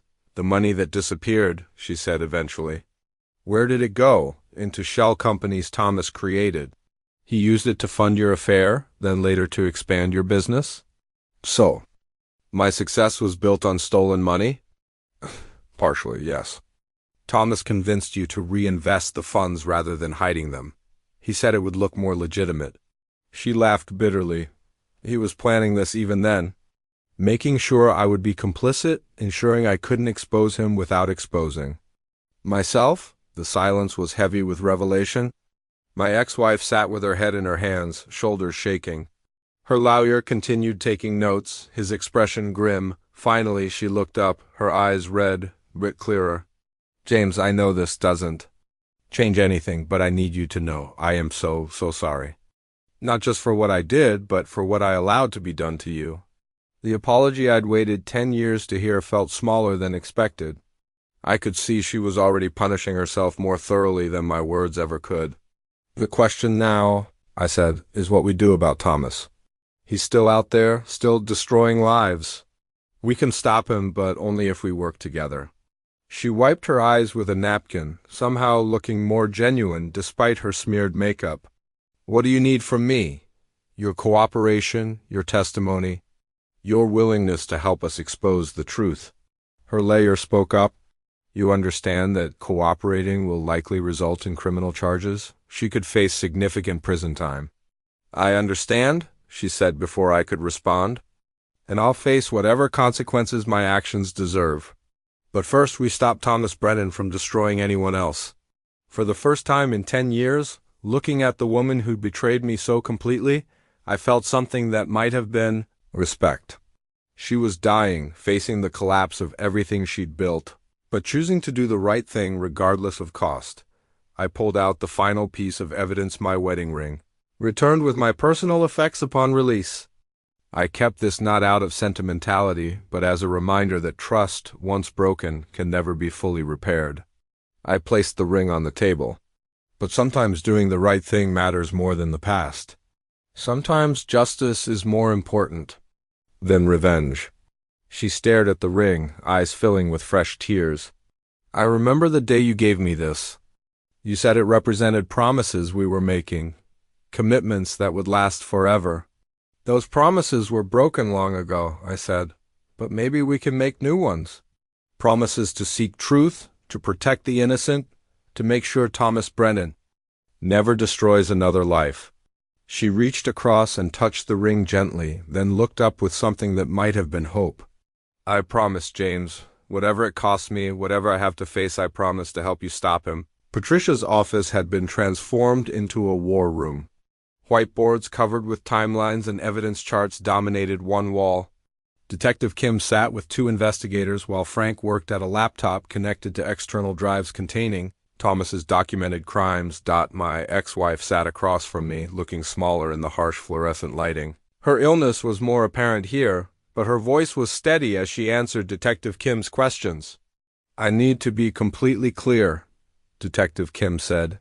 You're stating that you knowingly participated in forging documents to frame your husband. For embezzlement? Yes, my ex-wife replied without hesitation. Thomas convinced me that James was controlling our finances, preventing me from having equal say. He presented the theft as taking what was rightfully mine. And you believe this justified framing an innocent man? At the time, I convinced myself that James was somehow complicit, that he must have known about the missing money. Thomas was very persuasive in making me believe we were exposing James's crimes rather than framing him. For 2 hours, my ex-wife detailed the conspiracy with devastating honesty. She described watching Thomas practice my signature for weeks, creating false invoices using legitimate subcontractor names, building a comprehensive paper trail to convince investigators I was stealing systematically. Frank pulled up financial records tracing the stolen money through shell companies into accounts that had funded their affair and her business expansion. The Riverside Inn receipts, Detective Kim said. These show regular meetings throughout the theft period. We met there twice a week for 8 months, my ex-wife confirmed. Thomas said it was too dangerous to meet elsewhere. We'd review forged documents, practice explanations for suspicious transactions, prepare for auditor questions. Tell us about the testimony coaching, Patricia said. Thomas insisted my courtroom testimony had to appear spontaneous and emotional. He recorded practice sessions where I'd respond to potential questions. He taught me how to cry on command, how to appear shocked by evidence I'd helped create. The recording device captured every word, creating an official record for court proceedings against Thomas. But more than legal evidence, her testimony provided something I'd needed for 10 years' confirmation that I'd been the victim of calculated conspiracy. What happened to your relationship with Thomas after James's conviction? Detective Kim asked. It changed immediately, she replied. During the theft, Thomas had been passionate, romantic, constantly talking about our future. After James was sentenced, he became distant, paranoid, controlling. She described how Thomas became obsessed with covering tracks, intimidating witnesses, ensuring no evidence could surface. The romantic partner became cold and calculating. He started recording our conversations without my knowledge, she continued. When I confronted him, he said he was protecting us both, but I realized he was gathering evidence he could use against me if I became a threat. Frank pulled up transcripts showing how Thomas had documented my ex-wife's admissions while presenting himself as a reluctant participant seduced into crime. He was already planning to betray you, I said. Even while celebrating my conviction, he was building a case to frame you if necessary. Detective Kim consulted her timeline. When did you last have contact with Thomas Brennan? About 3 years ago, he called claiming to be worried about my safety. He said he'd heard rumors that someone was investigating your conviction, that I should be prepared for questions. He offered to help me prepare responses. And you didn't find this suspicious? I was grateful for his concern. I didn't realize he was gauging whether I might cooperate with an investigation. When I made clear I had no intention of exposing our crimes, he seemed satisfied and said he was moving to Colorado. Patricia spread out the recent surveillance photos. Obviously, he never moved. He's been watching me for months, my ex-wife said, studying the images with revulsion, learning my routines, documenting my business practices, preparing to destroy me the same way he destroyed James. What I need to understand, Detective Kim said, is why Thomas would target you now, after successfully framing your ex-husband and escaping prosecution. My ex-wife was quiet for a long moment. When she spoke, her voice was barely audible, because I'm dying, and he knows it. The room fell silent. Detective Kim looked confused, but Patricia and Frank had already briefed the team on my ex-wife's terminal diagnosis. Thomas learned about my cancer through sources I haven't identified, she continued. 6 months ago, I started receiving anonymous get-well cards with details about my treatment that only someone with medical access could know. Frank pulled up financial records showing payments to Carl Morrison, the same investigator who'd intimidated witnesses during my trial. Thomas hired Morrison to infiltrate your medical team. Once Thomas knew I was terminal, I became the perfect target, she continued. A woman facing death, distracted by treatment, emotionally vulnerable and unlikely to mount effective defense. He could steal my money, destroy my reputation, ensure I spent my final months in prison while eliminating the last witness to his crimes. The calculating cruelty was breathtaking. Thomas wasn't just committing financial crimes, he was systematically destroying people who could expose his previous offenses. There's something else, my ex-wife said, pulling out a manila envelope. 3 months ago, I received divorce papers from Michael, my current husband. Papers I never signed, filed in proceedings I knew nothing about. Detective Kim examined the documents. These appear to be legitimate court filings. They are. But I never initiated divorce proceedings, never hired the listed lawyer, never signed these papers. Someone forged my signature and filed for divorce on my behalf. Thomas hadn't just been planning to frame her for embezzlement, he'd been systematically isolating her, destroying her personal relationships to ensure she'd face his final betrayal completely alone. Michael believes I divorced him because of my illness, she continued, tears streaming. He thinks I'm pushing him away to spare him pain. The restraining order, which I also never requested, prevents him from contacting me directly. Patricia leaned forward. We can fix this. Once we expose Thomas's crimes, we can prove the papers were forged. My ex-wife shook her head sadly. Even if we prove the documents were fake, how do I explain the rest? How do I tell the man I love that our relationship was built on money I stole? That I'm not the person he thought he married? The question hung unanswerable. Thomas's crimes extended far beyond financial fraud. He'd been systematically destroying lives, relationships, and trust with methodical precision. One step at a time, Detective Kim said gently. First, we stop Thomas from claiming more victims. Then we work on repairing the damage. My ex-wife nodded, wiping her eyes.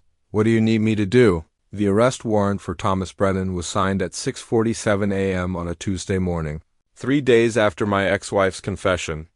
Judge Morrison reviewed our evidence for 2 hours before authorizing charges spanning a decade of criminal activity. Detective Kim led 6 officers to Thomas's luxury condominium downtown, purchased with stolen money and hidden behind shell companies. He answered his door in a silk bathrobe, clearly expecting another day of planned criminal activity. His shock at the charges was reportedly worth years of patient investigation, according to Detective Kim's report. Thomas remained calm during arrest, neither resisting nor attempting to flee. His condominium contained a treasure trove of evidence, files on dozens of potential victims, sophisticated forgery equipment, detailed surveillance reports, and recordings spanning 15 years. He's been running these schemes across multiple states, Detective Kim explained. Your case was just the most recent in a long pattern targeting successful business owners. The evidence team discovered Thomas had been operating under multiple identities, using forged credentials to establish himself as a forensic accountant in different cities. Each identity came with complete backstory, professional references, and fabricated portfolios. The most disturbing discovery was his victim selection process, Patricia said. Thomas kept detailed psychological profiles of potential targets, analyzing their vulnerabilities, relationships, and financial situations. He'd study people for months before deciding if they were suitable. My ex-wife had been under surveillance for over a year. Files showed detailed timelines of her routines, business records, and psychological assessments of her emotional state following her cancer diagnosis. The media response was immediate and intense. Decade-long conspiracy exposed dominated headlines, with reporters interviewing legal experts about systematic judicial manipulation.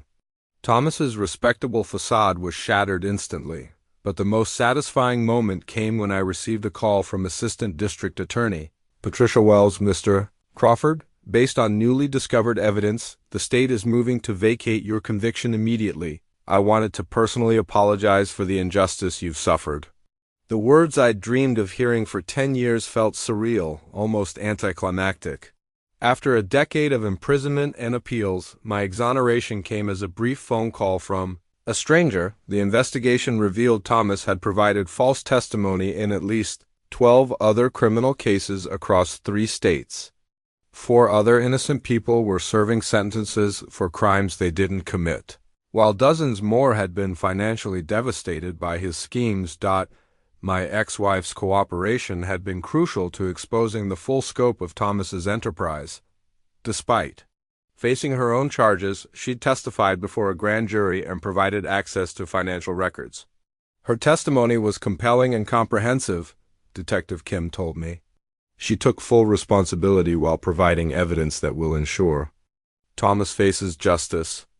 The charges against my ex-wife were reduced to a single conspiracy count, with prosecutors recommending probation and community service in recognition of her cooperation and terminal illness. She'd also agreed to make full restitution, liquidating business assets to repay the stolen money. The financial restitution was complex but successful. My ex-wife's business assets, personal property, and recovered funds from Thomas's accounts totaled nearly $800,000, enough to repay the original theft with interest. More importantly, the exposure had broader implications for criminal justice reform. Legislators introduced bills requiring enhanced verification of expert witnesses, while bar associations implemented stricter oversight of forensic accounting practices. Your case has become a textbook example of how criminal conspiracies can subvert the justice system, Patricia said. Law schools are using it to teach about independent evidence verification and the dangers of relying too heavily on expert testimony. The irony wasn't lost that my wrongful conviction was helping prevent similar injustices against future victims. Thomas's systematic abuse had finally been exposed, but only after destroying multiple lives. 3 weeks after Thomas's arrest, I received a letter from the state penitentiary where he was being held pending trial. "Mr. Crawford, I know you have no reason to believe me, but I want you to know that I genuinely regret the pain my actions caused you. What I did was inexcusable and no apology can undo the damage. I hope my confession will help prevent other innocent people from suffering as you did. Thomas Brennan." I read the letter twice, then placed it in Patricia's case file. Whether Thomas's remorse was genuine or calculated didn't change what he'd done, but it provided unexpected closure acknowledgement from the architect of my destruction that his actions had been wrong. The letter also contained information about other victims, other cases where Thomas had used similar schemes. Even from prison, facing decades of incarceration, he was still providing evidence to help law enforcement expose his criminal enterprise. Justice, I realized, wasn't just about punishment or vindication. It was about ensuring truth emerged, that the system learned from failures, and that future victims would be protected by lessons learned from past injustices. Thomas Brennan would spend the rest of his life in prison, but his crimes had exposed vulnerabilities that could now be addressed. My 10 years of wrongful imprisonment had been tragic, but they'd become part of a larger story about pursuing truth and perfecting an imperfect system of justice. The new business license arrived 6 months after Thomas's arrest. Crawford Restoration Services was emblazoned across the official document, not construction this time, but something more meaningful. A company dedicated to helping other wrongfully convicted individuals rebuild their lives after exoneration. The license represented transformation, turning the worst experience of my life into something that could help others. The restitution money provided startup capital, but the real foundation was built on hard-earned wisdom about survival, resilience, and the long road back to trust. My first client was Jennifer Martinez, exonerated after serving 8 years for a murder she didn't commit. She'd been released with nothing but prison clothes and a $127 savings account check. "The hardest part isn't the anger," Jennifer told me during our first meeting. "It's the way people look at you, like they're still not convinced you're innocent." I understood that look intimately. Despite official exoneration and media coverage, some people would always harbor doubts. The original conviction had been real, documented, final. The reversal felt less certain to those who hadn't studied the evidence.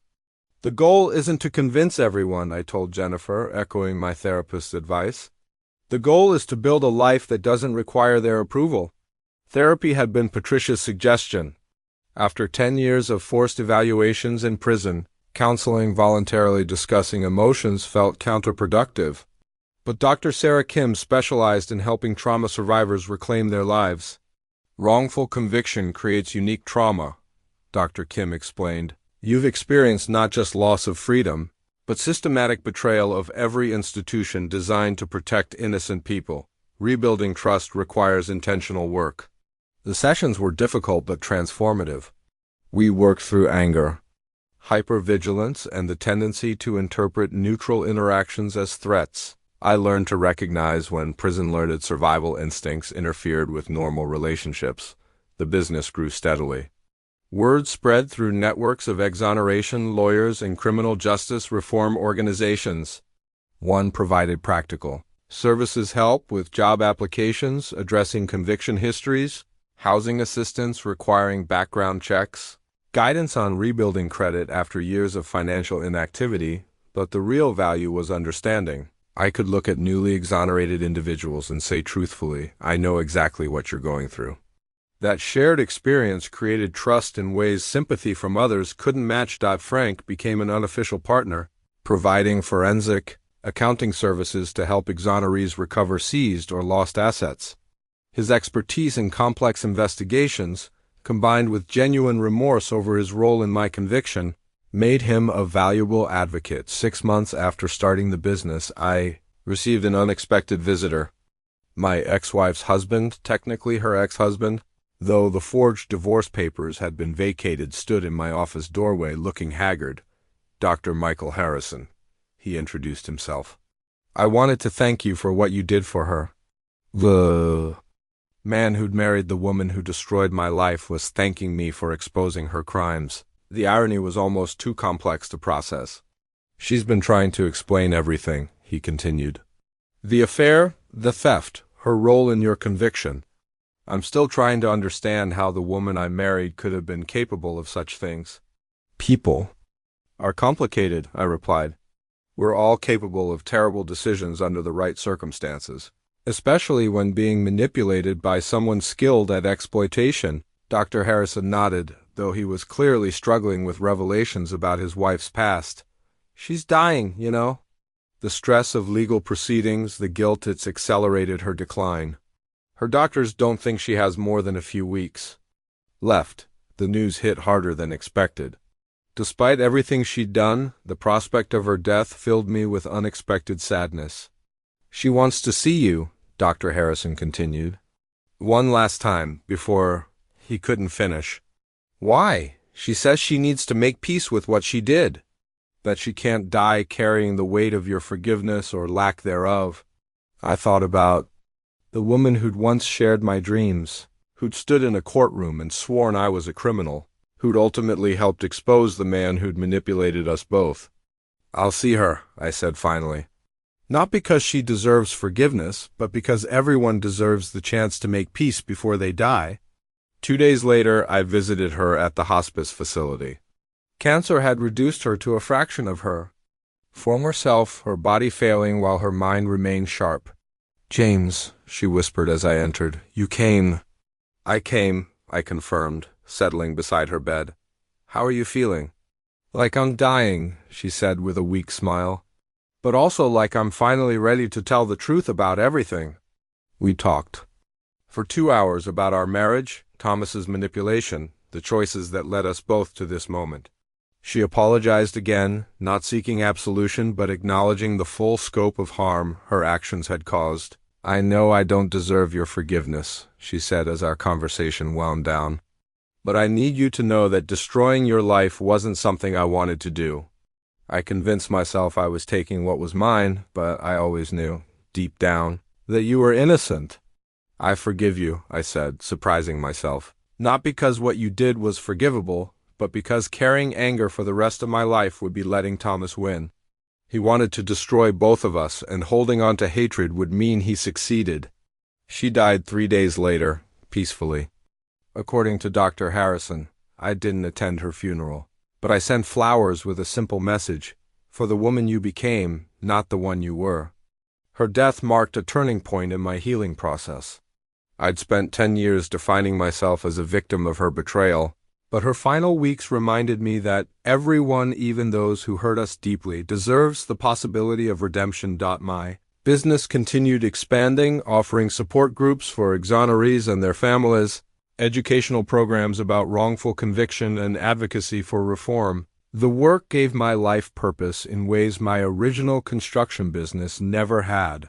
The new business license wasn't just a permit to operate, it was a symbol of rebirth, of transformation from victim to advocate, from someone broken by injustice to someone working to prevent others from experiencing similar harm. Justice, I'd learned, wasn't just about punishment or vindication. It was about using your pain to protect others, transforming your worst experiences into tools for positive change, and building something meaningful from the ruins of what had been destroyed. The Foundation Charter arrived on the 5th anniversary of my exoneration, bearing the official seal and signatures of 3 judges. The Crawford Foundation for Criminal Justice Reform would operate as a nonprofit dedicated to preventing wrongful convictions and supporting exonerees. The charter represented the culmination of 5 years of work, growth, and healing. What had started as a small business helping individual exonerees had evolved into a comprehensive support system addressing the systemic problems that made wrongful convictions possible. I held the document, thinking about the journey that brought me here. The angry, broken man who'd walked out of prison couldn't have imagined building something positive from such devastating experiences. But transformation was possible when you stopped asking, "Why me?" and started asking, "What now?" The foundations, Offices occupied an entire floor downtown with space for legal clinics, support groups, educational programs, and a resource center. The walls were lined with photographs and case files from the 127 people we'd helped over 5 years. Jennifer Martinez, my first client, now managed our employment services division. She'd rebuilt her own life and become an expert at helping others navigate post-exoneration employment challenges. Her success was daily proof that recovery was possible. Frank had become our chief financial officer, applying his forensic accounting skills to help the foundation operate efficiently while managing asset recovery cases for clients.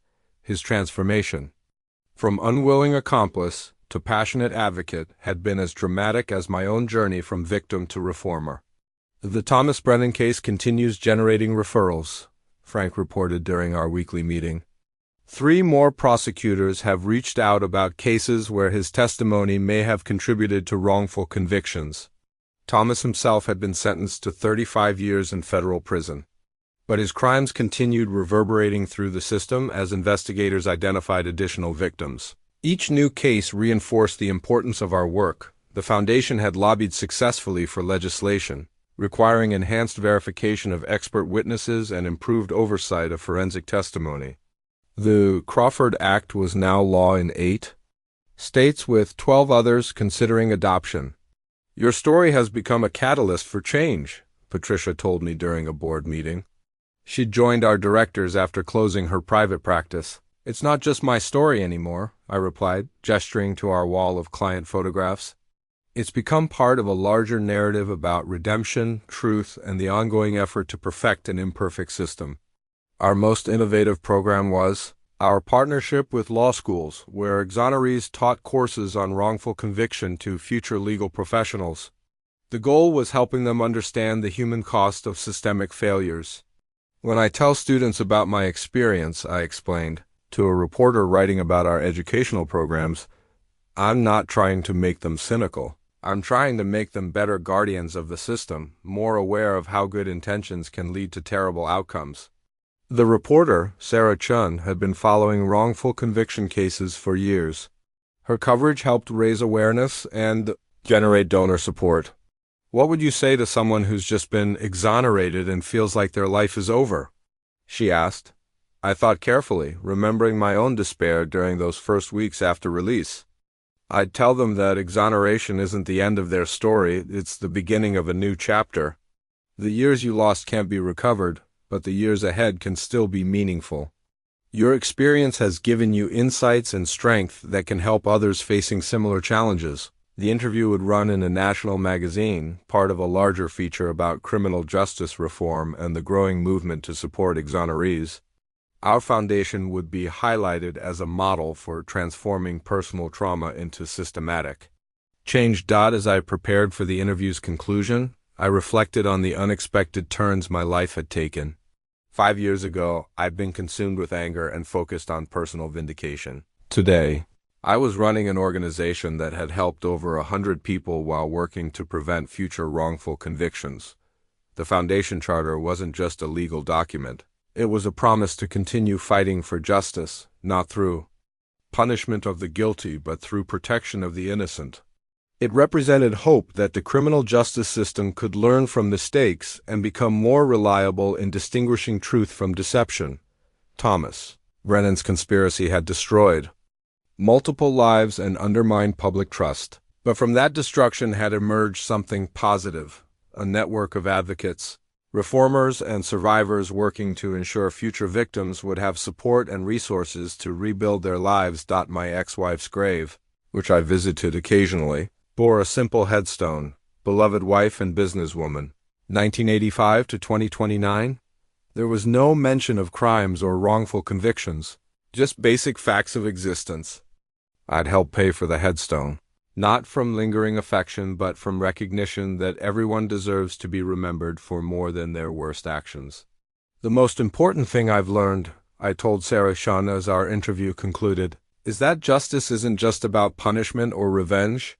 True justice is about truth, accountability, and the ongoing effort to build systems that protect the innocent while holding the guilty responsible. The foundation's work would continue long after I was gone, guided by the principle that everyone deserved the presumption of innocence and the chance to rebuild if that presumption was violated. The charter was more than a legal document, was a commitment to future generations that lessons learned from my wrongful conviction would help prevent others from experiencing similar injustices. As the sun set outside my office windows, casting long shadows across the city where my life had been destroyed and ultimately reborn, I felt something I hadn't experienced in decades: genuine peace. Not the peace of forgetting, but the deeper satisfaction that comes from transforming pain into purpose. The truth had finally set me free, not just from false charges that imprisoned me, but from anger and bitterness that threatened to define the rest of my life. In helping others find their own paths to healing and justice, I discovered that redemption was possible, that even the most devastating betrayals could become the foundation for something meaningful and lasting. The James Crawford who'd entered prison 10 years ago had died in that concrete cell. The man who emerged was different, harder in some ways, but also more compassionate, more aware of human frailty, more committed to protecting those who couldn't protect themselves. The Foundation Charter was proof that sometimes justice arrives exactly when you need it most, not through punishment or revenge, but through the quiet satisfaction of building something worthwhile from the ruins of what was lost.